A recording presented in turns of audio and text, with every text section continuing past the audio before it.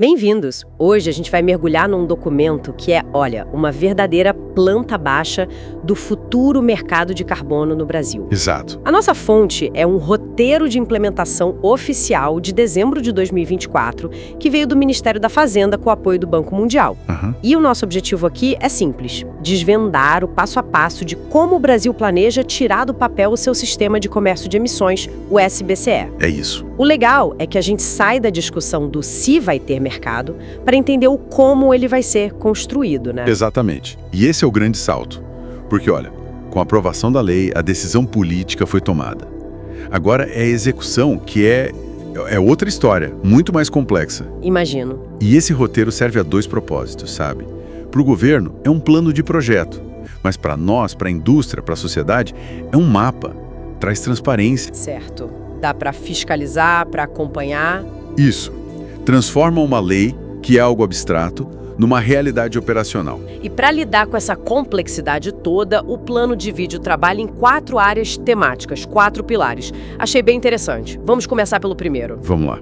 Desenho, escopo e ambição. É um nome bem imponente. O que isso quer dizer na prática? Na prática, significa definir as regras do jogo. É o alicerce de tudo. Ok. É aqui que se decide quem vai participar, ou seja, quais setores da economia, quais atividades vão ser reguladas. Entendi. Também se define o teto geral de emissões para todo mundo, o famoso CAP. O CAP, certo. E, um ponto crucial, se definem as regras para o uso de outros créditos de carbono, o CRVS. Ok, então, para ver se eu entendi, para simplificar, o governo vai distribuir um número limitado de licenças para poluir, que são as CBS, é isso? Exato. E se uma empresa precisar de mais, ela compra de quem poluiu menos ou talvez use esses outros certificados, os CRVs, que vêm de projetos tipo de reflorestamento. Seria isso? É uma ótima forma de resumir. As CBS são a obrigação principal. Os CRVs são, digamos, uma ferramenta de flexibilidade. Entendi. Mas é na definição do CAP, desse teto de emissões, que mora a maior tensão política, sabe? Por quê? Se o teto for muito frouxo, o mercado não serve para reduzir emissões. Se for muito apertado, a indústria vai reclamar da competitividade. Achar esse equilíbrio vai ser a primeira grande prova de fogo do sistema. Faz todo sentido. Então, temos as regras do jogo definidas. O que nos leva ao segundo pilar: conformidade e enforcement. Isso me soa como árbitro do jogo. Precisamente. Se o primeiro pilar é o livro de regras, este é sobre garantir que os jogadores sigam essas regras, que o jogo seja limpo. Certo. Ele detalha as obrigações das empresas, como elas devem monitorar suas emissões, como devem reportar os dados e, um ponto fundamental, como essa informação vai ser verificada por uma terceira parte. É o famoso sistema MRV. Monitorização, relato e verificação. Isso. Então, o MRV é basicamente o sistema antifraude do mercado. Sem ele, uma empresa poderia dizer que emitiu 100, quando, na verdade, emitiu 200 toneladas. Exatamente. É o que dá credibilidade a cada licença, a cada transação.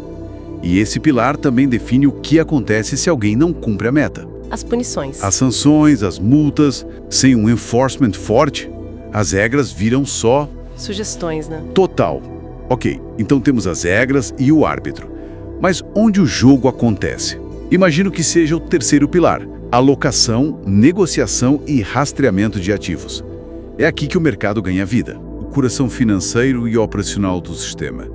É aqui que se define como as licenças, as CBEs, vão ser distribuídas no início. E como vai ser isso? O plano fala numa transição. Começa com uma alocação maioritariamente gratuita e, com o tempo, vai evoluindo para um sistema de leilões. Espera aí. Essa transição de licenças gratuitas para leilões, isso me parece um ponto de atrito gigantesco. E vai ser. As indústrias não vão lutar contra isso com unhas e dentes, alegando que aumenta os custos, que prejudica a competitividade. Sem dúvida. Este será um dos debates mais intensos. A alocação gratuita no início é uma forma de mitigar o choque inicial, dar tempo para a adaptação. Um amortecedor. Isso. A lógica é que o leilão é a forma mais eficiente e transparente. Mas a velocidade dessa transição, isso vai ser negociado ferozmente. Além disso, esse pilar trata de toda a infraestrutura, né? A plataforma de negociação, o registro central que rastreia cada licença. Certo. E isso nos leva ao último pilar: governança e engajamento das partes interessadas. Não adianta ter um mercado super sofisticado se não está claro quem manda e se as pessoas não confiam no sistema. E essa área é crucial para a confiança a longo prazo. O roteiro deixa claro que a prioridade número 1 é criar o órgão gestor do SBCE. A entidade que vai administrar tudo. Exato. E aqui entra uma questão fundamental, né? Quem vai compor esse órgão? Vai ter gente da sociedade civil, da academia, ou vai ser só governo? A independência dessa entidade vai ser determinante. Essa é a pergunta de $1 milhão. O roteiro ainda não entra nesse detalhe. Isso vem na regulamentação. Mas ele aponta para a necessidade de um comitê técnico consultivo, o que é um bom sinal. E também enfatiza um plano de comunicação e engajamento contínuo. É um reconhecimento de que para um projeto dessa escala funcionar, você precisa conversar com todo mundo, da indústria pesada às ONGs. Ok, os 4 pilares nos dão o quê? Mas o que eu achei mais fascinante no documento foi o quando, detalhado em 5 fases. É aqui que o plano vira um cronograma de verdade. Sim, e a abordagem é bem gradualista, bem cuidadosa. A fase 1 é a de regulamentação. Previsão de 12 a 24 meses. E o que acontece aí? O foco é todo interno no governo. Criar o órgão gestor, fazer as análises técnicas para refinar os detalhes e, principalmente, escrever e aprovar toda a regulamentação. 2 anos só para regulamentar, isso parece muito tempo. Qual é o risco de a coisa emperrar logo no primeiro passo, com pressão da indústria ou briga política? O risco é enorme. Esse período vai ser um campo de batalha de lobbies, cada um tentando puxar a regra para o seu lado. Os 24 meses são, na verdade, um reflexo realista da complexidade de se construir esse consenso. Se essa fase falhar, o resto todo desmorona. Com certeza. Se for apressada, o edifício todo fica comprometido. E depois dessa batalha regulatória, o que vem? Vem a fase 2, de operacionalização do relato. Mais uns 12 meses. Aqui o foco é prático. Mão na massa. Isso. Finalizar a lista de quem vai ser regulado, construir a infraestrutura de TI como o registro central e treinar todo mundo. É como construir o estádio e treinar os times antes do campeonato. E o campeonato começa na fase 3. Exato. A fase 3, de 24 meses, é o início das obrigações de relato. As empresas começam a submeter seus planos de monitoramento, seus relatórios de emissões. Mas ainda sem obrigação de entregar as licenças. Isso, é para começar a coletar dados reais. E o marco mais importante aqui é a elaboração do primeiro Plano Nacional de Alocação, o PNA. Peraí, o PNA. Esse é o documento que vai dizer, na prática, quantas emissões o Brasil vai permitir. A pressão para acertar esse número deve ser gigantesca. É o momento da verdade. É ali que a ambição climática do país vira um número. E por isso é impossível fazer essa fase sem os dados da fase anterior. Sabe, precisa saber quanto se está emitindo para definir o quanto se quer reduzir. Lógico. E com os dados fluindo e o teto definido, o mercado finalmente começa a alterar. Sim, na fase 4, mercado em desenvolvimento. Duração indefinida. Começa a distribuição das licenças, o mercado secundário começa a se formar. É um período de aprendizado. E por fim? A fase 5, implementação plena.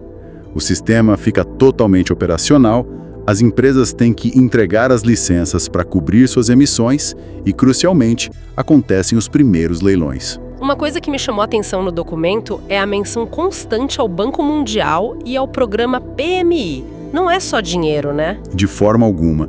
O PMI funciona tipo como um catalisador de conhecimento.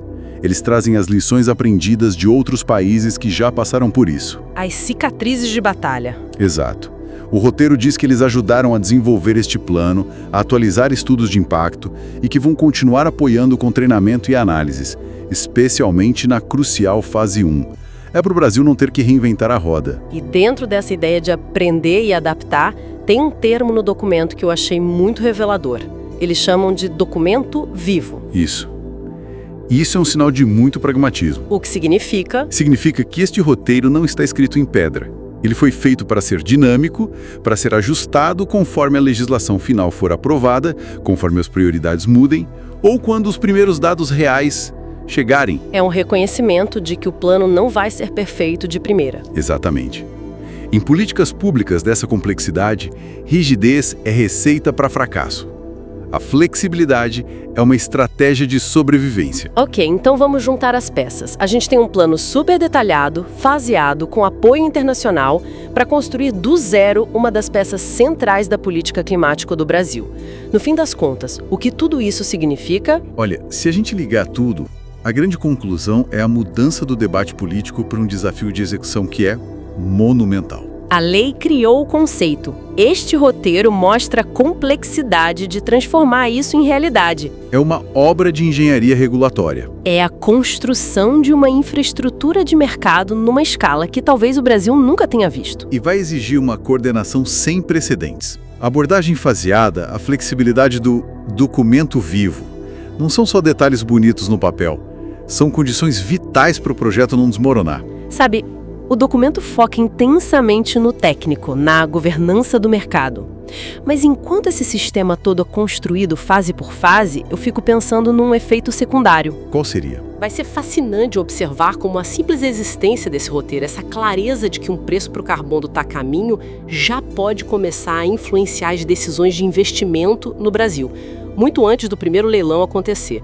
De que forma é que a antecipação desse custo já começa, desde já, a direcionar o capital para uma economia mais limpa? –